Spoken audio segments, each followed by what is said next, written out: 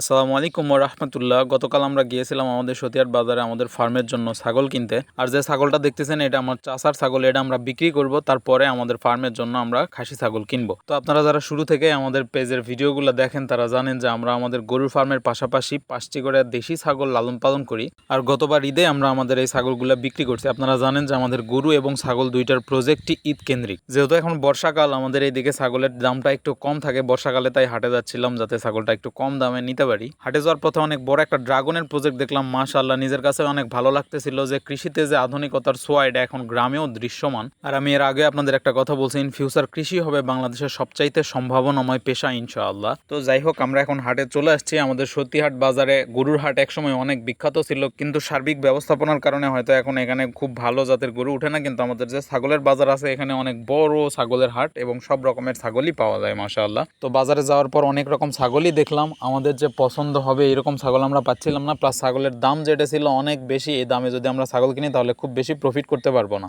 আব্বা যে ছাগলটা দেখতেছে এই ছাগলটা আসলে আমার অনেক পছন্দ হয়েছিল, কিন্তু এই ছাগলটার দাম চাইছে 15,000 টাকা, যেটা হাস্যকর, কারণ এটার দাম আছে সর্বোচ্চ 8,000 টাকা। তো পরে ব্যাপারী আমাদের লাস্ট বলে যে এটা লাস্টে 11,000 টাকা হইলে দিতে পারবে। আর আমরা আমাদের চাচার যে ছাগলটা বিক্রি করতে নিয়ে আসি এটা 7,000 টাকায় বিক্রি হয় মাশাআল্লাহ। এটা কিন্তু একটা মেয়ে ছাগল, এটার দামই 7,000 টাকা হয়েছে আলহামদুলিল্লাহ। আর আরো অবাক লাগতেছিল এই যে পিচ্চি হরিয়ানা ক্রস বাচ্চাটা দেখতেছেন, ব্যাপারী আমার চোখের সামনে এটা 7,000 টাকার দাম বলছে, কিন্তু তারপরে এটা বিক্রি করে নাই। বাচ্চাটা অনেক ছোট ছিল যে এটার দাম সর্বোচ্চ 6,000 টাকা হইলে নেওয়া যায়। আর হাটে সবচাইতে কষ্টকর যে বিষয়টা সেইটা হলো, আপনি গরু কিনতে গেছেন বা ছাগল কিনতে গেছেন, আপনি কিনতে পারতেছেন না, তারপরে অন্যজন বা ব্যাপারীরা আপনার চোখের সামনে কিনা কিনা এমনি রাখা দিচ্ছে। তো তারাও আসলে প্রফিট করবে, কিন্তু বাজারটা এরকম ভাবে চলতেছে যে আমাদের নাগালের বাইরে। তো আমরা আসলে ছাগল নেই নাই। আর আমার একটা বদ অভ্যাস বলেন বা ভালো অভ্যাস বলেন, আমি সবসময় বাজারে গেলে গরুর হাটে যাওয়ার চেষ্টা করি। তো আমি আসলে দেখতে যাচ্ছিলাম যে গরুর বাজারটা কেমন বা কেমন গরু উঠছে, কারণ গরু আমার আসলে অনেক ভালো লাগার একটা জিনিস, আপনারা জানেন। আর বিষয়টা এরকম যে আপনি যদি খামারি হইতে চান তাহলে আপনার গরুর বাজারটা মনিটরিং করা উচিত, যে গরুর বাজার কেমন বা আপনি কেমন দামে গরু কিনলেন, এখন বাজার কেমন, পরবর্তীতে আপনি বিক্রি করলে কেমন বাজার হবে,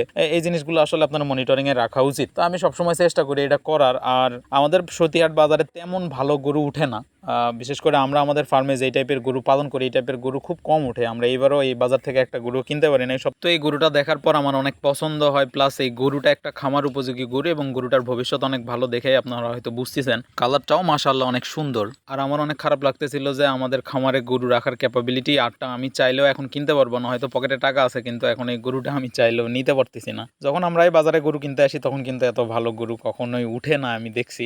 তো এই বিষয়টা নিয়ে অনেক খারাপ লাগতেছিল। তো যাই হোক, আল্লাহ তাআলা উত্তম পরিকল্পনাকারী। আল্লাহ চাইলে খুব শীঘ্রই আমরা আমাদের নতুন ফার্মের কাজ শুরু করবো ইনশাআল্লাহ। তো আমাদের ভিডিওগুলো যদি আপনাদের ভালো লাগে অবশ্যই শেয়ার করিয়েন এবং আমাদের জন্য দোয়া রাখবেন। আসসালামু আলাইকুম ওয়া রাহমাতুল্লাহ।